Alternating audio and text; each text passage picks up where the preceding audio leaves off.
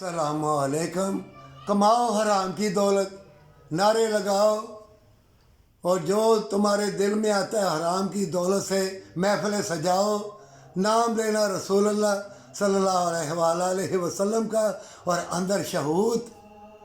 اور حرام کی کمائیوں سے نہ صدقہ، نہ خیرات، نہ یتیموں کو، نہ بیووں کو، نہ مسکینوں کو، جو مانگتے ہوئے شرماتے ہیں ان کو دینا نہیں، تو ہٹے کٹے ڈٹے بن جانا، سنگ پھاڑ پھاڑ کے گانوں کی طرز کے اوپر نعتیں گانا، اور دیگے پکانا، اور جو کرائے کے اوپر، بل کے اوپر جن کی قسطیں لٹ رہی ہیں، لڑکیوں نے اپنا لباس اتار دیا ہے، جن کے پاس فیسیں نہیں ہیں پڑھنے پڑھانے کی دینے کی، وہ سامنے گلیوں میں جا رہے ہیں، بازاروں میں جا رہے ہیں، جو ادھار سودا لینے جاتے ہیں، پرچون والا کہتا ہے نیچے لیٹ جا، مدرسے جاؤ تو عزت محفوظ نہیں عورتوں کی، کالج یونیورسٹیوں میں بھی عزت محفوظ نہیں. ایسا بیج حرام کا، ایسا لالچ کا بیج اندر بو دیا گیا ہے، ایسی تعلیم کے پیچھے لگا دیا گیا ہے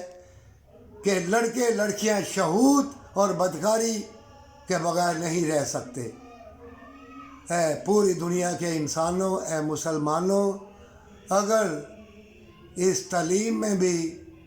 تمہیں اللہ کی یاد اگر آ جائے، جو اندھی تعلیم ہے، تمہارے ضمیر، تمہارے ایمان کو اندھا کر دیا گیا ہے. کیا کنہوں نے؟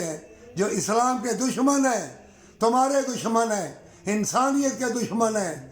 انہوں نے قرآن چھڑوا کر تمہیں کمپیوٹر کی تعلیم، لالچ کی تعلیم کے پیچھے لگا دی ہے. گاڑی کوٹھی بنگلے تمہارے پاس ان کے پیچھے لگا دیا گیا ہے، اور تمہارے وقت کو انہوں نے چرا لیا. یہ چور ہیں، انہوں نے ڈاکہ ڈالا ہے تمہاری زندگی کے اوپر، وقت کے اوپر. اگر ان فتنوں کے دور میں شہود شادی سے پہلے نہ کرو،